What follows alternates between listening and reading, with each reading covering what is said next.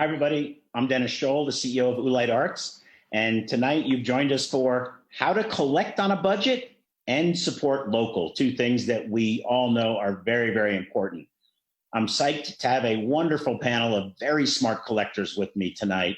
First of all, my friend John Lin. John is our community's leading event planner and also serves on the board of our collaborative partner for our talk series, Locust Projects. Yes, Deborah, I was able to work Locust Projects in there. I love going to John's house because it is full of wonderful art, and especially he's got a lot of the best objects being made in our community.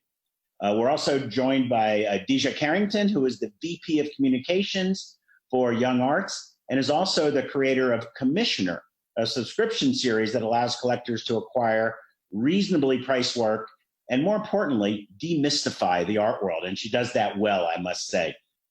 She's also a great collector. So we're going to talk about both of those things with her a little bit tonight.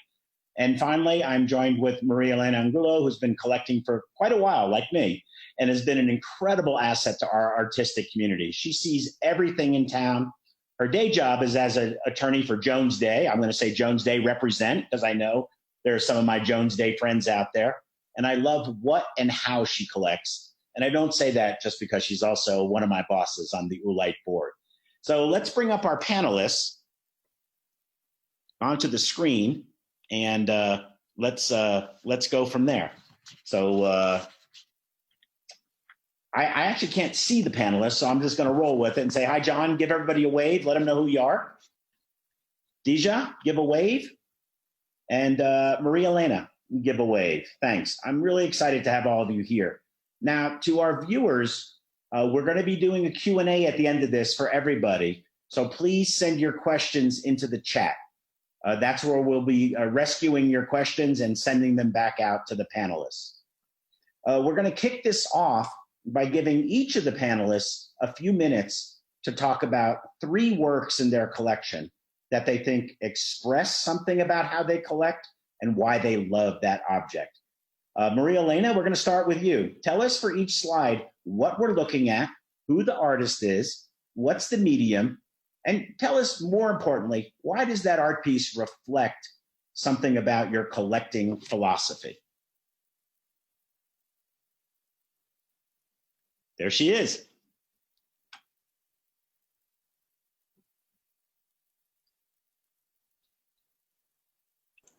This is a Shirin Neshat photo, and I chose to speak about this piece because this was the first piece of art that I bought at a commercial gallery.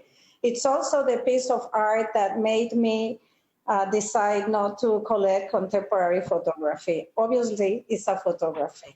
I saw this work for the first time in 1997. I had just been working for 2 years in New York, so I was broke. I had no money. I had rent and student loans to pay. But the piece really stuck in my mind for a long time. So after a year, I went back to a gallery with a good friend of mine, and I bought the piece. My friend tried to convince me not to buy it because it was as much as 1 month of my rent. But I didn't pay attention and I bought it anyway. He's very happy I didn't listen to him because the artist went on to do very well. I'm very happy I didn't listen to him because this is my favorite piece in my collection. The reason I say that I don't collect photos, well, this is my second piece is a Liliana portrait drawing. And basically, Liliana is an exception for my collecting because my husband and I generally collect emerging artists and mid-career artists, and we collect 1 or 2 pieces. In the case of Liliana, we have been collecting in depth. We bought our first piece in 1996, and this piece, which is a drawing, we purchased in 2019, and we've bought pieces by her for the last 20 years at different price points. So this is sort of one of the few artists that we collect in depth. Next slide. So finally, for my husband and I, it's very important to support local artists. And for us, local artists is where we live. We moved to Miami 6 years ago. This is two pieces, work on paper by a local artist, Adler Guerrier. He's from Miami. He's based here, but he was born in Haiti. And since we moved to Miami, we didn't know anything about the local scene or local artists. We had been coming to Art Basel, but that was about it. So as Dennis mentioned, we started going everywhere and seeing everything. We have since bought quite a few local artists, including Adler, and we love this piece, and that's why I wanted to talk about it. So Maria Elena, before we switch to John, I wanted to ask you, you referenced the fact that you chose not to collect photography because of acquiring the Shirin Neshat piece. Can you tell us what your thought process was there? Well, basically, my piece is an original print. You know, it was printed in the 90s, and it's 1 in 10. It's number 6 of 10. After she became better known, she decided to print the same image because it was one of her most popular images in an edition of 250 in a larger size. That's a very frustrating moment for a collector. I've had that happen. Yeah, so basically I decided, you know, I cannot control what the artist does, and it was very disappointing for me to suddenly have 250 additional pieces, although the quality is very different because it's the other one is a print. This is supposed to be ink on a photo, so that's why. Yeah. Also, there are conservation issues. Photo is very hard to keep in Miami. It's very true. It's very true. John, same drill. What are we looking at? Who's the artist? And why is that particular image? Why'd you choose these 3 images? And how do they impact how you collect? Okay. This first piece is Clifford Owens text pieces. It's 46 framed inkjet prints. This one I presented because it was the first one that I bought at a local gallery here at Nita Johnson when she was in Wynwood. And I went to see Clifford's show. And it was a photography show, actually, and I've never collected photography. But this piece was back in her office. And it was absolutely out of my price range. I just started purchasing work, and it was way too expensive. But this was a piece that I worked with her and took me 6 months, and I finally purchased it. And this always sits in the back of every dining room that I've had for the past 3 apartments now. This is one of my favorite pieces. It's rather large also. You just got to have it, right? Sometimes you just got to have it. I did, and it was 6 months, and I worked with her, and she's great, and it just, it worked out, and they installed it, because this also to install is a headache. Yeah. All right, next slide. There you go. This is the actually first piece that I purchased from Jose Parla. I had a dear friend, Jenny Yip, did an exhibition at Buck 15, a place she had in mid-2000. Jose was starting, and he had this piece up for sale. And I purchased it because we were friends, and I didn't really know that much about art. And it was sitting in my closet for a year, and he finally came over and framed it. And I identify with this the most because I'm friends with a lot of artists, and that's how I started collecting a lot of work. And this was the first piece that I remember actually purchasing from a friend that was an artist. Okay, next one. This is Zoe Buckman's. It's a neon piece, and this image is actually from the Standard. She did an exhibition there during Basel 2 years ago, and this was for an embroidered tea towel from the For Freedoms campaign. And I actually purchased it from this image when they shot it, because I thought this piece spoke with me, with everything that was happening in the world. And I emailed them, and I purchased it directly from her. And this piece I just love. When it came home, it's directly in the center of my house now. You mentioned that you collect art sometimes because you have a relationship with the artist. Is that a basic tenet of your practice, or how does that fit in? It is. Most of the time I'm friends with the artist before I purchase them. I don't think I really become friends with, after I purchase them, I become friends with them, but I have, but most of the time it's, I know them before. And I end up, I like to support artists and friends and locally. So I do try to tend to end up buying more local now. Yeah. Well, that's, the good news is Miami is a heck of a burgeoning art scene right now. It's great. Plenty of internationally renowned artists that have chosen to work here. and the artists themselves just continue to get better and better and better. Every year when we review the Ellie's applications at Oolite, I am astounded by the CVs of folks that are, Dade County residents and are making their practices here. So it's very, very true. Dejha, what do you got? Who are we looking at? So, hi, everyone. Nice to be here with you, by the way. This is actually Jamila Sabur. She is a multidisciplinary artist based in Miami of Jamaican descent. I believe she's also an Oolite alum. And she is an artist that I've known for a very long time and whose work I always wanted to collect. It's actually only through Commissioner, the art membership program that you mentioned earlier, that I was able to get a piece. And she works a lot with words and with meaning, and how some words in different languages could give life to feelings that we can't yet articulate in English. And as someone who grew up in Montreal, who knows French, this really spoke to me because, ça c'est mémoire, which translates to this is memory, feels like longing, it feels like home. It just felt like a familiar place, even though, I've never been there. So just the whole process of getting this work and then it relating back to my own story felt very personal. The next, I was just going to say that Jamila also holds a real strong place in our heart with being an Oolite resident, watching her career explode. And we happen to have 3 pieces of her in our personal collection of Deborah and I. So happy about that. Next. So this one is by Kazia Saint-Paulaire. She grew up in Miami. Now she's at Yale School of Art. I actually met her through Young Arts, where I work. And like John, I tend to collect work of people who I know, who I develop relationships with. I would say, a lot of time when I see artwork, it's really as much about the person and their context as the work itself. That's how it presents for me. So what's really special about this is I was able to buy this at Pulse Art Fair through the Young Arts show. But then I went to visit her at Yale. She took me through a studio visit and then introduced me to every one of her friends at Yale School of Art, which is kind of amazing because now, I see these young people just starting off their careers and I'm able to follow their trajectory. And as someone who has always been collecting on a budget, just going to MFA shows and getting to know young people and diving into their ideas is something that, that's really been rewarding and enriching for me as the collector and having that relationship too.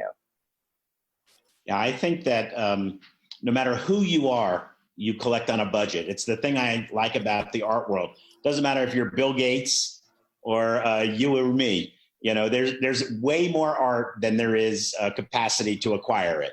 So the art world has a tendency to be a kind of a leveling influence where you can't acquire it all. It's not possible. And so that's one of the things I love about the art world. Okay, what's next? So this one is by Shashana Weinberg. She's also an artist of Jamaican descent. She's at Project for Empty Space, which is a space in Newark. And this is actually one of the first pieces that I purchased. And what I love about this is just how the character here, the protagonist, is just making space. I mean, she's so comfortable in her Blackness. You can even just see the way that, they're sitting down. It's Honeyboo is the name of the character that you see. It's just sitting down and it's just sexual and making room, and it speaks to representation. At the time, I was organizing a party that was very much around celebrating Black creatives and of representation. So just this piece and the spatial dynamics, also, its connection to identity and heritage, again, feels very personal to me.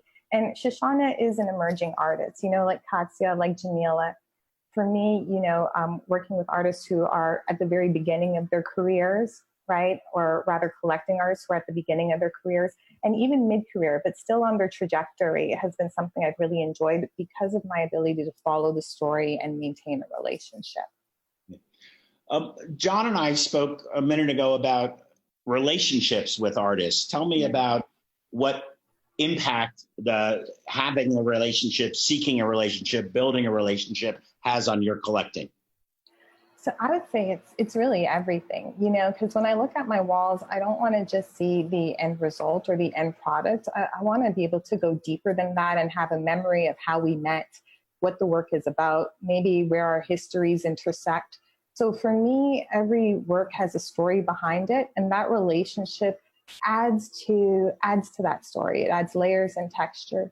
And also, you know, once I meet an artist, I want to continue that relationship with them. You know, I want to follow, like I said, their trajectory in that way and keep on supporting as much as I can. So having the friendship and having access is something that makes it possible for me to share that with my friends and hopefully then be able to garner more collectors or more support for their creative practice.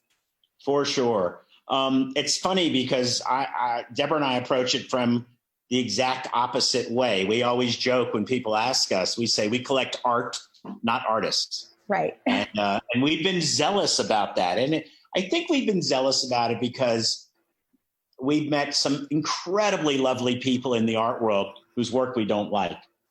And we've met some somewhat unpleasant people in the art world whose work we love. And so for us, we've laid that, you know, listen, tonight is about telling us what your tenets are, laying down the data points that you use when you're deciding to chase a piece of art, not chase a piece of art, push your collection left, push it right. So it's a very interesting dichotomy. Maria Elena sent me a note just now and says, me too. I don't necessarily have relationships with artists. I mean, we both have relationships with artists, but I tried not to let them impact our collecting. Now, I normally as the moderator wouldn't do this, but because this subject is so near and dear to my heart, I too have taken a point of personal privilege and included my own 3 objects, and each one tells a story about my collecting journal. So here's a very interesting piece. This is what's called a stack piece by Walid Beshti, very well-known Los Angeles artist. And as the collector, when you acquire this piece, what you acquire is the right to make the piece over and over and over again. Because anybody that sees the piece has the permission of the artist, and you as the collector give permission for them to take one of the pieces off the top and take it with them. Felix Gonzalez Torres made this idea famous. That's not why this piece is important to me or why it's in the list here.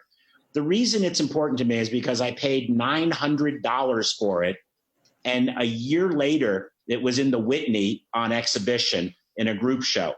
So the point I want to make tonight over and over again is money doesn't matter when you're collecting art. It really doesn't.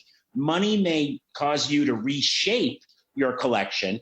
For example, if I woke up one day and Dejha and I agreed we together were going to collect old masters, basically what would happen is about 10 years from now, we would have a postage stamp size of an old master because that's all that we could afford.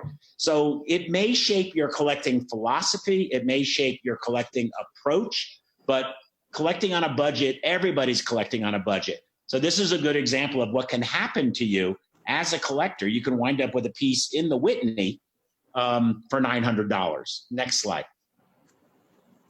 So this is a piece by an artist named Anna Gaskell. She's a photographer. I had a very large photography collection. It took me a lot longer than Maria Elena to decide that photography wasn't where I was going. I was probably about 600 photographs into the collection before I said, nope, not doing this anymore. But the reason this photo is important is because Anna Gaskell was the very first artist that we decided to collect in depth.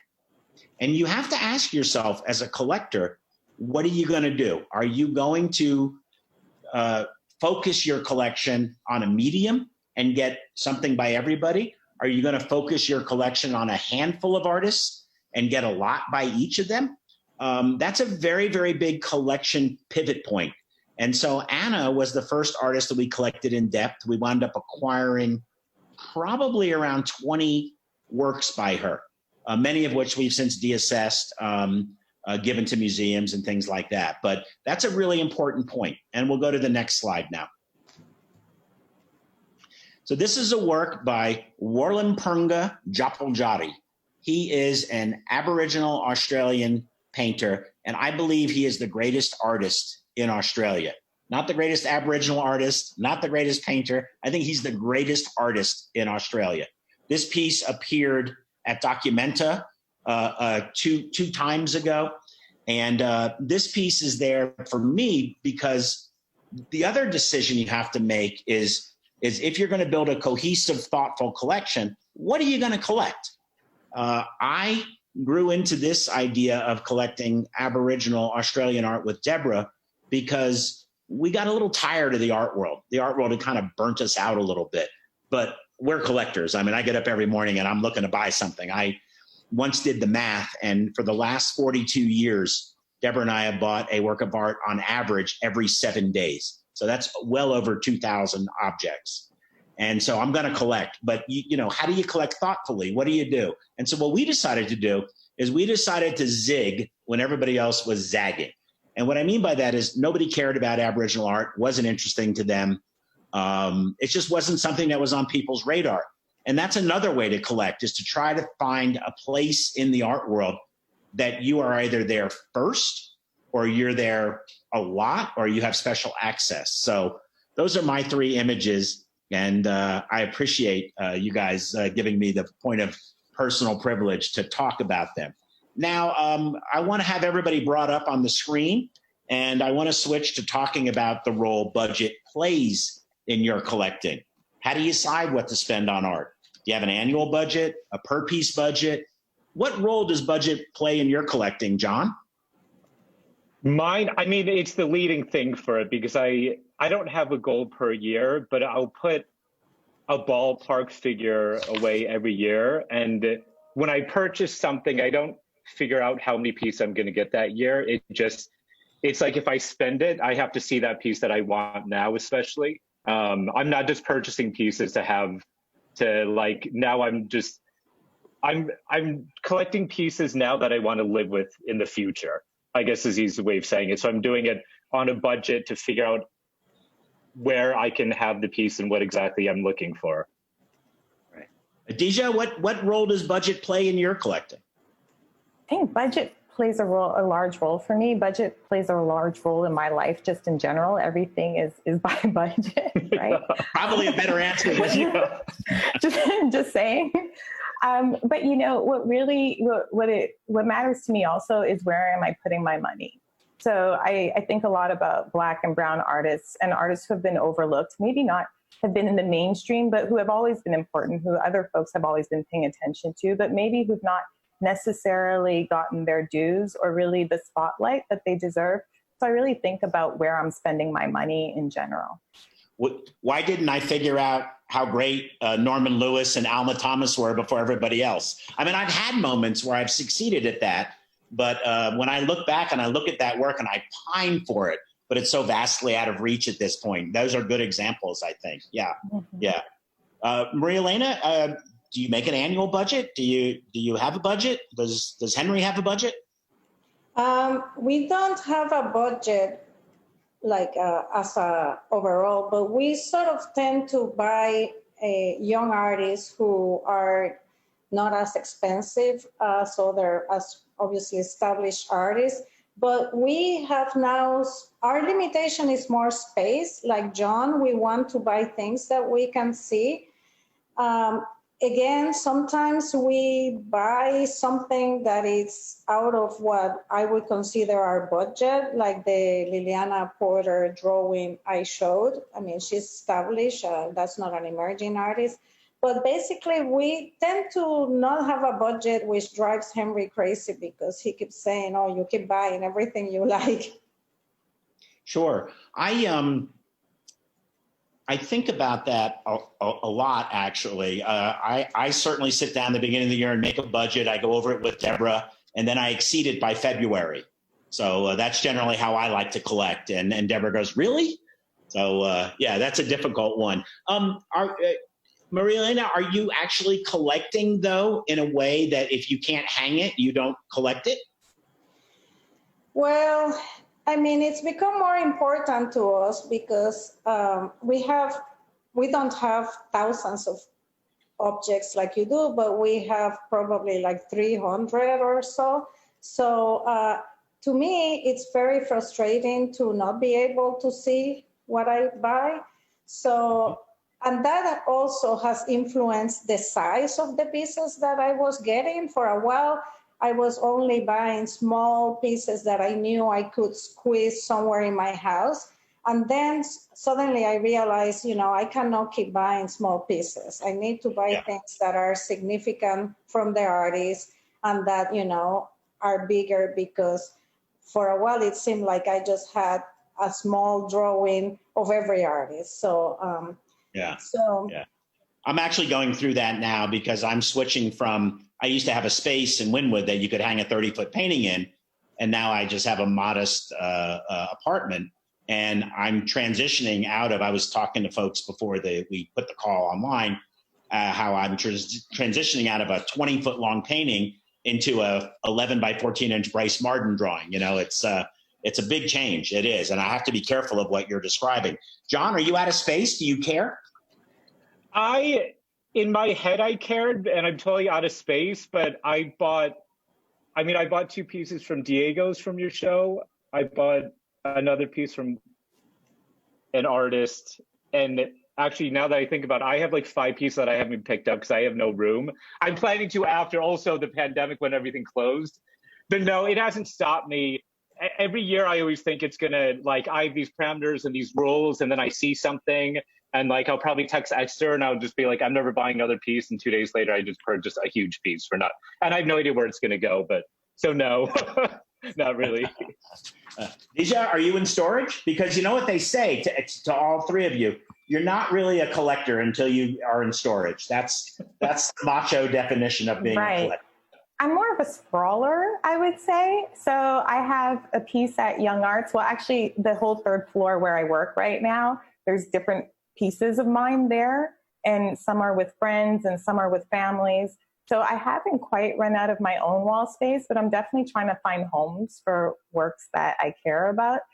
I think I'm going to collect beyond what I could fit on my walls, just because, like I was saying, it's about these relationships and I want to keep on supporting people.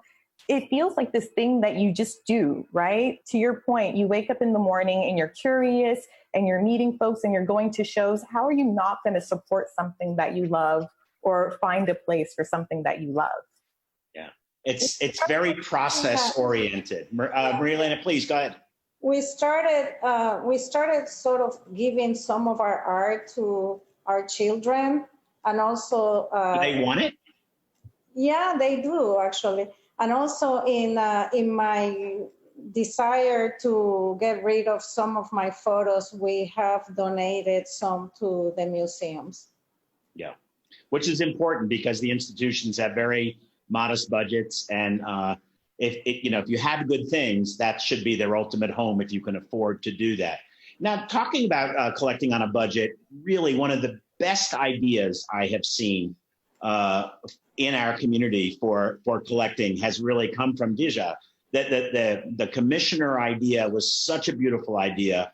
I loved it as soon as I heard it. Can you give the audience a little bit of an overview and then a sneak preview of what the next season might be like? Sure. Well, thank you, Dennis. I really appreciate that. Well, Commissioner is an art membership program that we started 2 years ago with the idea of helping locals start their collection with artists from Miami, which means that every member receives a piece of work every quarter. So at the end of their season membership, they have 4 pieces. And what it really focuses on is collecting through collaboration. So all of a sudden, where maybe you couldn't afford one piece all by yourself, you can afford it when there's 40 other people collecting with you. So it's original artwork, and we do a lot of learning and programming, taking folks into collector homes so they can speak to folks like maybe John, maybe you, Dennis. I'm looking at you because I want you to open your homes for collectors when COVID is over. Just to kind of hear the story of how you started out, because I think often collecting feels out of pocket or way out of reach for some folks, and they don't realize that they can just start small and gradually, and there's alternative ways to doing it. So we just wrapped up our 2nd season. We're going on to our 3rd season. So far, we've commissioned more than 360 works, and we have more than 120 members. We keep our cohort small, And season 3 is going to be launching in September. So if anybody's interested in joining, they should just sign up on commissioner.us, shameless plug, and sign up to our newsletter so they can get a ping when we open. I will go on record now in public saying that when we're back to social nuzzling, which hopefully will be soon, hopefully. Deborah and I would be happy to entertain the group at our home. So count us in. I love pressure. This. I don't know. The last person that came broke something, so it happens. Can't get excited. At Oolite, we've also done something to put 2 very budget-friendly ideas into play. They're both led by Charisse Crockett, who I hope and think is online tonight. But we have something called Shares, which is just like an agricultural CSA in which you get a basket of vegetables, but instead of getting a basket of vegetables, you get a basket of art. You get 9 works of art. Just like Dejha said, ours is an edition of 50. We only have 50 shares available. And the idea of this is not to help an artist get rich. It is a way of introducing an artist to 50 new potential collectors who might be interested in their work. And I've seen a lot of our members follow on and wind up acquiring pieces from artists afterwards. Our next season is about to launch soon also. I think it opens to the general public September 8th. Year 1, we sold out in 3 days. Year 2, we sold out in 3 days. So if you're interested, follow us. I think one of the reasons we've sold out is because we always have a mystery artist as the 9th artist. The first year was Hernan Bass, who for your $500, you got, in addition to 8 other wonderful artists, you got a Hernan Bass lino cut, which is costs a lot more than $500, I can assure you. Last year, the mystery artist was Daniel Arsham. And this year, I know who the mystery artist is, but I'm not telling you. You got to roll the dice with us and give us your $500. So new season for you. When does it open again? I want to make sure people know. So enrollment starts mid-September. So September 15th, folks can start enrolling as members. And where should they go to get the information? Commissioner.us. So that's commissioner.us. Just sign up to the newsletter, and when we launch, you'll be the first to know. Fantastic. Fantastic. Like I said, everybody, I mean, if you're looking to build a collection of objects that is really, really meaningful, these are really good ideas. I'm going to give you one more good idea at the end of the night, a big surprise that we're announcing tonight. So I'll get to that in a second. Maria Elena, the title of this is How to Collect on a Budget and Support Local. And you have been very good about supporting local. I have certainly tried over the years with Deborah. We have hundreds of local artists' works in our collections. What role does the idea of supporting local play in your collection? Well, to me, as I mentioned, local is where we live. So when I was living in New York, I supported a lot of local galleries there on my limited, super small budget. A lot of those artists I could not afford anymore. When I was in London, I lived in London 16 years, and we supported a lot of local organizations and artists. And then when we moved here, we figured, okay, we need to do the same. This is our new home. So we started going to the residencies. We go to the Bakehouse, Fountainhead. We became members and patrons of some of the museums. We joined Locust. We support Locust. We go to a lot of the fundraisers, and I had mentioned to Dejha that I was hoping to mention Project Arts because that's one of the fundraisers that we attend. So basically, we've just been trying to get involved in what's available. We do studio visits. I also bought a Diego piece from the Oolite show. So it's very important to us. And again, this is where we live.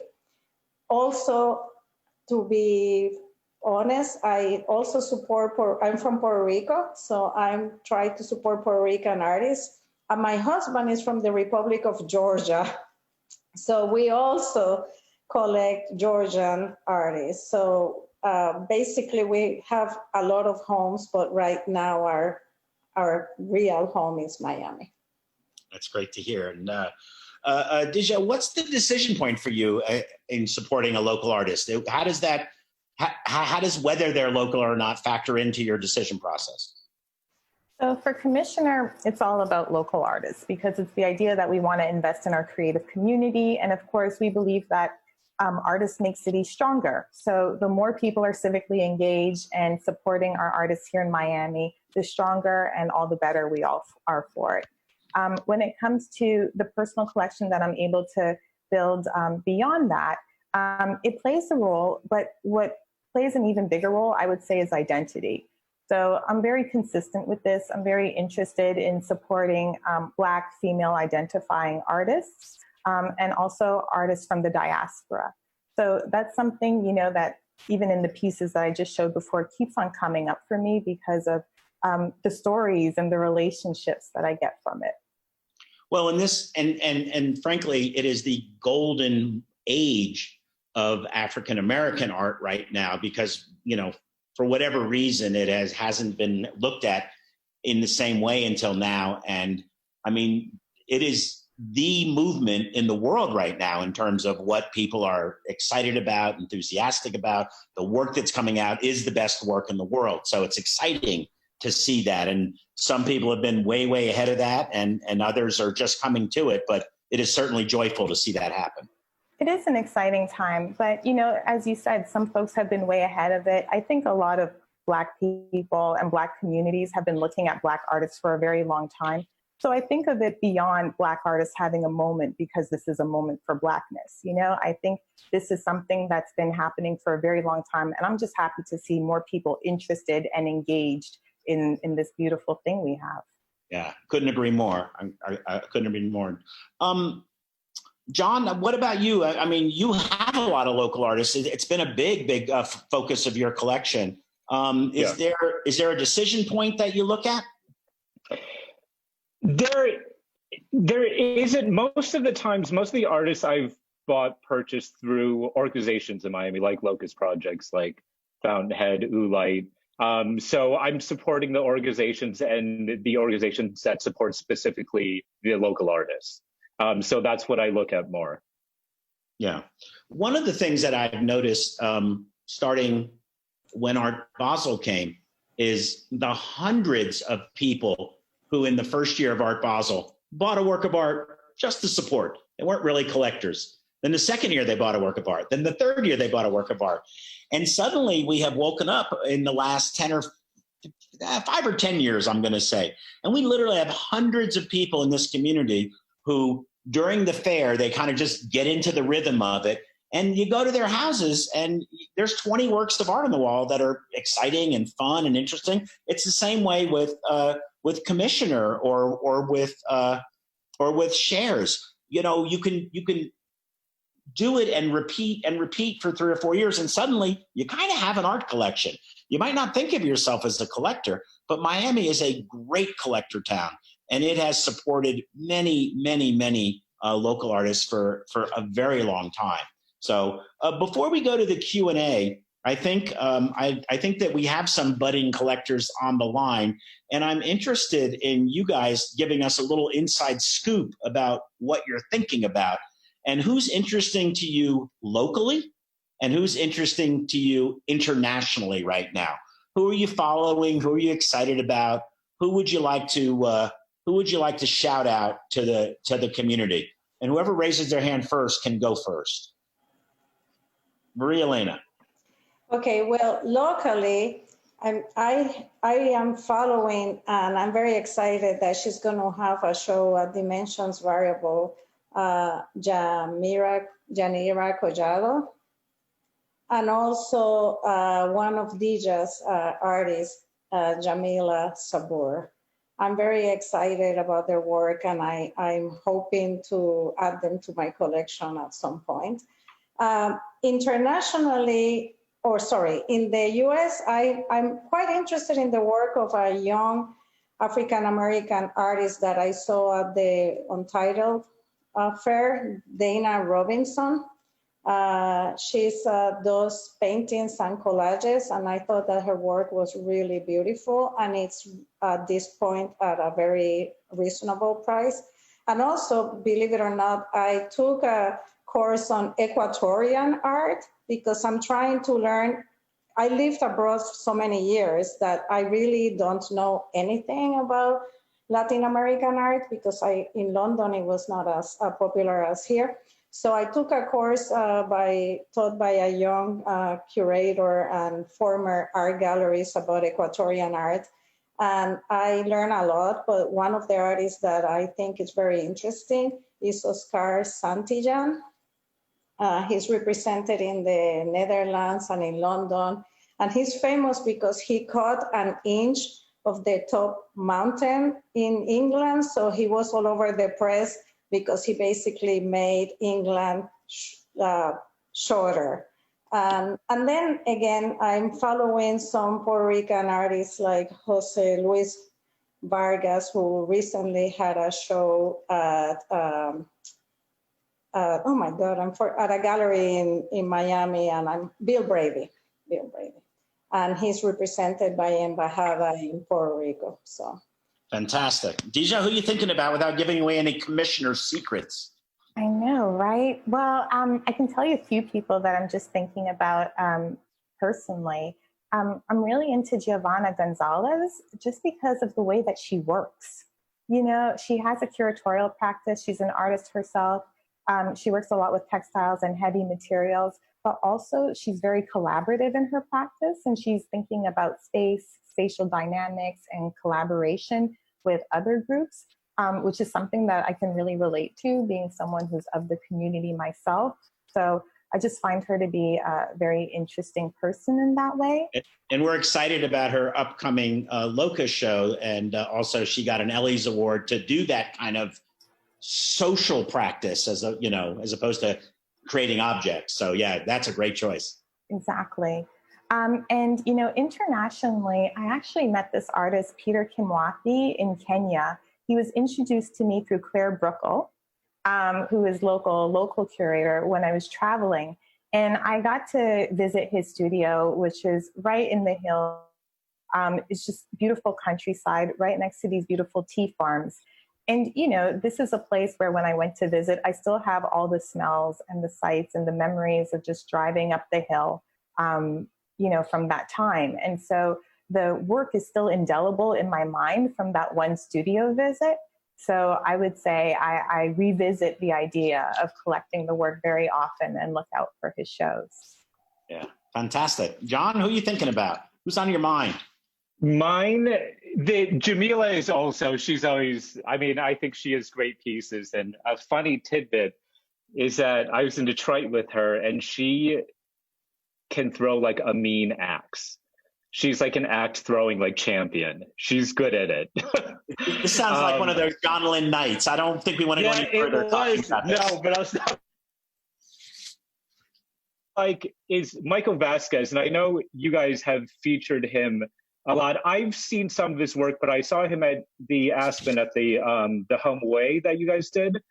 And I've been looking at his work a lot, and Diego's, which I bought specifically because I'm doing a renovation in Michigan. I'm just doing Detroit artists, but those, Michael, Diego, and Jamila, and then Jonathan Rajowski, which is from Detroit, but Nina showed him. I think he has a show there now. But I got two of his pieces before for here also. But those are the ones right now. Well, those are pretty fantastic suggestions to our viewers. Before we go to the Q&A, I just want to take a moment to announce a new idea from Oolite that launches tonight, actually. And it is called Simply Collect. And it covers all the bases of tonight's topics, as is a way for you to both collect on a budget and support local. What we've done to start is we've asked a dozen or so of our Oolite residents to make a piece available for a price of $500. We're going to have a page that goes up on the website in 12 minutes. And if you like it and are interested, send us an email. There'll be a place on the website and you can see it. Send us an email and Charisse will connect you directly to the artist for you to hopefully buy it. We're not getting in the middle of the transaction. We're not taking any percentage of the money. We just want to be kind of a clearinghouse for people that are interested in our community's artists. and for people that are interested in collecting. So the first page is going to go up tonight. It's going to have, I think, a dozen artists for $500 or less. And so there are works on there to acquire by, I'm going to say that maybe some of the artists we've mentioned tonight might even be on there. I'm not sure. So, and then as the works are sold, we'll add a new page each month with new art. And we also will widen the group of artists. We've started with our studio residents, our current studio residents, but we're going to widen the group of artists and add our alumni. We're going to add those that have been home and away residents with us, et cetera. And we might even lift the price point a little bit if there is interest. So we're going to, Oolite is all about taking a flyer, taking a chance, seeing what happens. So you can see the initial group of works at oolitearts.org/collect. And I hope you see something you like. And I know Charisse is ready to help you. So I'm going to go to the audience Q&A now, and I'm going to take some of these questions. There's some good ones here. From our friend who currently is out west with me, actually. Cara de Spain, she says, other than budget, what things hold you back from collecting certain pieces you are thinking about, kind of enthused about, but ultimately don't buy? And I just throw it out to the group. Size. Sorry. Size matters. Size matters. Yeah, size does matter. I mean, there's for me, I think there's a certain point that I don't have a huge loft and walls and their pieces. Like Kara's pieces are beautiful. Hey, Kara. And like her pieces, like, I mean, I'd kill to have one, but like I have to build a new house for something. I'm not specifically, but that's like something. She has smaller pieces, but yeah, she does, and they're beautiful. And I think I have one. So yeah, but those are beautiful pieces. You're right, ladies. What is it that would conservation? Brakes on? To me, also conservation.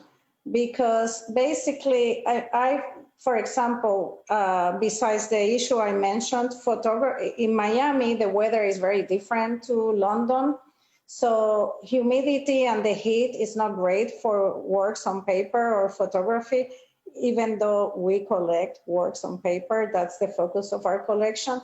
So to me, I look at, when I buy something, I look at, okay, is this what paper is it on? Is it going to last in Miami?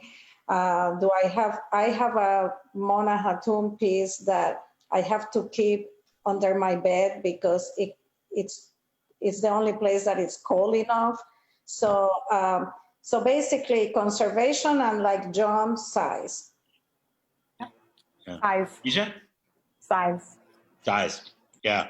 It's been an interesting journey for me with regard to size, because one of the things that really helped us build a significantly scaled collection is having a warehouse where we could hang anything, literally. I mean, I remember the day we bought a 400 square foot Simon Starling installation, and we were walking away and we were like, what have we done? We didn't have the warehouse at that point in time. And, but it really did liberate us to be able to do that. So unless you have the ability, as you guys are saying, to have a massive wall or something like that, the process is self-selecting. The collection tells you what it wants to be based upon your lifestyle. I think that's true. I want to go to a question, what I think is a really good question to you guys, and something that I'll preface by asking you to think about. Do you do studio visits, one-on-one studio visits with artists? The question is, what advice would you give to artists for opening up in the studio and holding conversations with potential collectors? Do you guys do studio visits straight up one-on-one, or do you use the gallerists as intermediaries? I do studio visits. I enjoy the studio visits. And I mean, I think it's just being authentic, really. It's just normal conversation. I don't expect to be sold, and I don't expect to get in between the relationship of an artist and a gallerist. That's not why I do a studio visit. So just maybe being open about their process, feeling free and confident to share about the work, and maybe just coming from a place of knowing, right, that the work is worthy to be talked about, and that the person is there because they're genuinely interested in you. Mm-hmm. Well, what do y'all think? Do you do studio visits? I do studio visits generally with organizations. And That's to fun. me, It's fun to go in a group. Yeah. yeah, I don't generally do them one-on-one. I think that to me, I have mixed feelings about studio visits because I have been to some visits where I'm like, oh my God, I need to get out of here. And then, I mean, to me, my advice to the artist is be yourself and sort of be prepared to talk about your work in a way that people can understand. Because for a lot of collectors, if you go and they start talking about phenomenology and the philosophy of Nietzsche, whatever, you lose me at that time. You know, I think that's a very important point to make. Plain English. Yeah, but even more so, a studio visit with Helen Molesworth is different than a studio visit with the four of us. You know, we love the art world. We're in the art world, but it's different. And like you say, if you start talking about semiotics and what you learned at Yale, you know, you're going to lose that audience very quickly. So it is important to understand who you're speaking to and what the relationship is. John, do you do them? I do them. I used to do them a lot more. I do them. I used to go with organizations and private and with people. Now I just do them when I'm interested in the artist to learn more about his work. Specifically, I mean, my piece of advice is basically what Dejha and Maria Elena said. Like, just be honest and like speak freely, but like simple. Sometimes like I don't understand a lot of the concepts because I purchase things that I just love. Like in my eyes, like I find it beautiful. So like I know what I see, and like explaining it to me like helps it out, but I want to like understand it in terms of just like the way I see it, the beauty. Well, and you know, John, and I know your collection fairly well, and I think beauty plays a big role in your collection. It is one of the pillars of your collection, and that's a good thing to know that about yourself. And you know, so I think being able to say that and acknowledge it is important. Another question we got is how do you guys catalog your collections? Do you use Okay, Maria. You should get Henry for this part of the. You should get Henry for this part of the talk. We basically have spent the last 6 years cataloging our collection. How's that going for you? So basically, we finally found a database that was not outrageously expensive. And we started inputting our information there. Every number of years, we do valuation for insurance purposes, and that is an ordeal.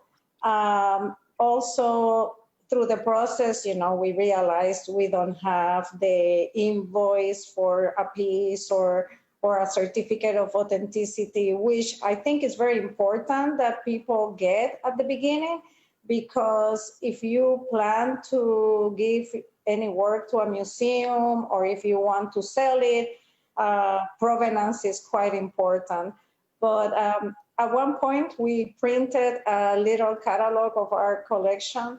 I think we will try to do something like that again. It's just for us. We print one copy. But I mean, a lot of work for one copy. Keeping records, it's really important and it's really time consuming. So that's, I mean, John, I don't know if that answers your question, but that's it does for sure. Did you guys use anything? Do you keep track? Do you just sling it up on the wall and call it good? I keep track. I don't have as many as you guys. I have I actually looked before this, and I have like around 100. So I literally have an Excel sheet that has like the date, who was purchased from, the materials, the year it was, and then like if I had a certificate of authenticity or if I got it from the artist, like what the date was.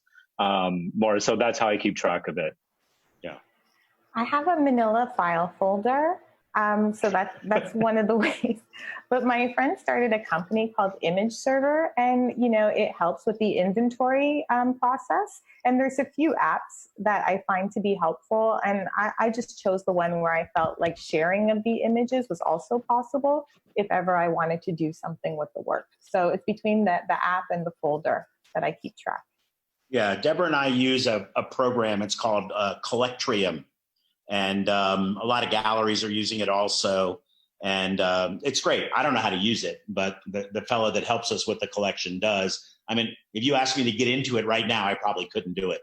I just ask him and he sends me whatever I'm looking for at that point in time, much like the rest of my life, which is I don't know how to do anything. So there you go. Here's a really great question for you, Dejha, and that is, has your collecting influenced your arts administrative career, or vice versa? Did working in the arts influence you to begin collecting? Yeah, that's a good question. So, the mission of Young Arts is to empower artists to pursue a career in the arts. And so that's how Commissioner really came about in some ways, was understanding that once these artists are pursuing a career, what they need are young collectors and folks who are maybe outside of the art world, right, to start seeing themselves as invested in that creative community.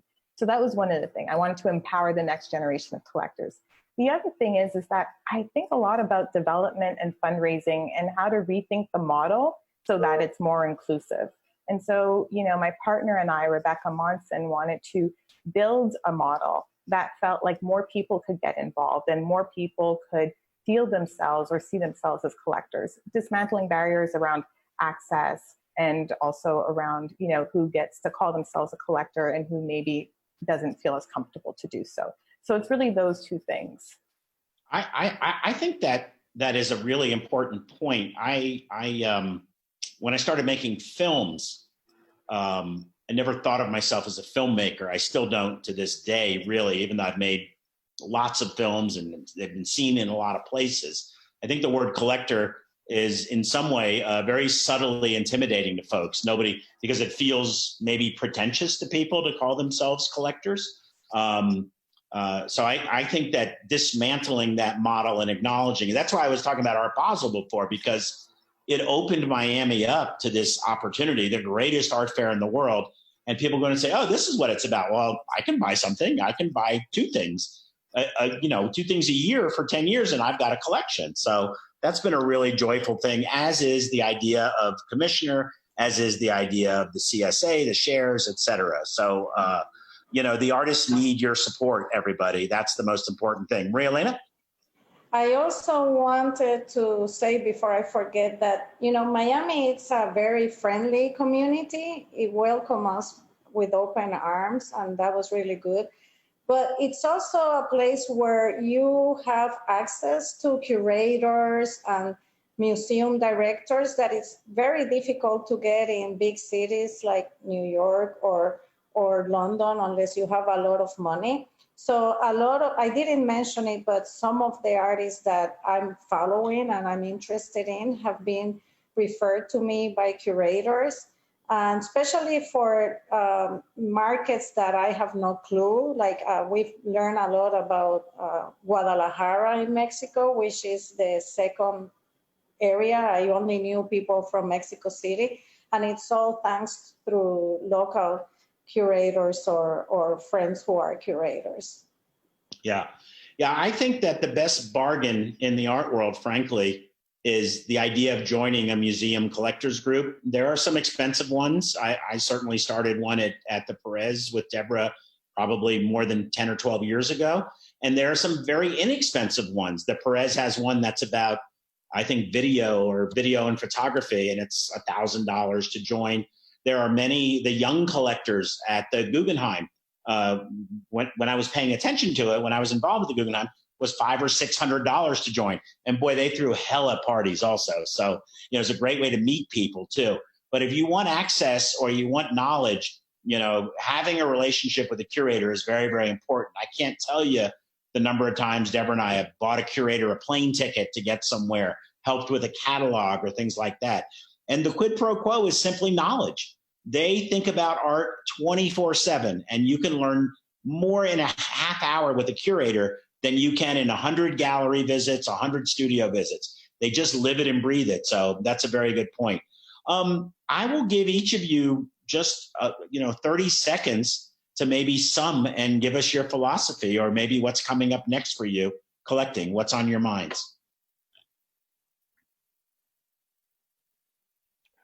I'll go first, I guess. Great. So my philosophy of collecting has always been I basically purchase things that I find beautiful in my own eyes. Everything I buy, I know exactly why I purchased it, why I bought it, who the artist was, because I find a personal connection with artists. I specifically buy locally because Miami-Dade is where I live now. I've been here for in Miami for almost 15 or 20 years. And supporting local artists is the best way to keep the city going. And go out and vote. There you go. Ladies, what do you got? What would you say is your philosophy, or what you're thinking about over the next 6 or 8 months about collecting? So I think a lot about collecting in alignment with my values. That's really what I care about most. So I think about where I'm spending my money, who I'm spending it on, who I'm investing in, and also trying to create space for experimentation. So early support allows an artist to continue their creative practice, and I want to be there for that journey. So I think about the early creative development, and I think about identity, heritage, and again, just pure alignment with my values. So in addition to going to vote, I suggest everybody also wear masks, and also just consider the impact that COVID is having on the creative economy right now. So pay artists for every reason. I would encourage everybody to always think about paying artists, and also not to ever think about an artist's work as something that should be done for visibility, but always think about revenue stream and how you could truly fundamentally be supporting a career. That sounded like the Oolite mission statement. That makes me feel very good. I agree 100%. Maria Elena, what about you? I think that I'm going to divert a little bit for someone who's starting, like some of the audience in this talk. I think the important thing is buy what you like. Don't start thinking about is this going to be worth 10 times more 5 years from now? And also, it's a very good opportunity to take advantage of the shares program, and also the new Collect initiative or Dejha's initiative, and go to local organizations fundraisers. One of the best deals in Miami is Locust Project's Smash and Grab. For $500, you can get a wonderful piece of art. In terms of what I'm thinking of collecting, I think it's very important what Dejha said, that this is a time where it's really been difficult for artists. So this is not the time to try to get a bargain and take advantage of an artist. Galleries are struggling, artists are having a difficult time. This is not the time to try to get a 30% discount on a piece of art. So be reasonable and just keep in mind that galleries and artists, this is their job and they need to make a living out of it. In terms of what I'm collecting, I sort of, during the early COVID days, bought quite a few things because we wanted to help the artists. So for the rest of the year, I think we're not doing anything else. I don't believe that, by the way. So yes, those are good words to live by, everybody. If you can afford to buy a piece of art, now is the time. We've really got to support our artists at Oolite. We've done it in so many ways. We've started our own art collection during the COVID-19 pandemic just to get some funds out to artists. We funded 500 artists with checks to keep them going when it comes to rent and food sufficiency. And we're doing things like the Ellie's, like Collect, like Shares. So, and so are all these folks that are on the screen with me. They are all material and important contributors to our community. And I'm very, very grateful to the three of you for giving us the time tonight. I want to also thank Denise and Andrew for our tech, and Esther for she's been here the whole time behind the scenes, poking and prodding me to get me to the finish line. So I'm always grateful to her. And I want to give a shout out to the Oolite staff who has been just grinding unbelievably during this time period as we move everything online, as we keep trying to get the arts ecosystem going in Miami. And I'm very appreciative to all of you. So with that, we're going to say goodnight. Thanks, everybody. Give a wave. Thank you. Thank you. Bye.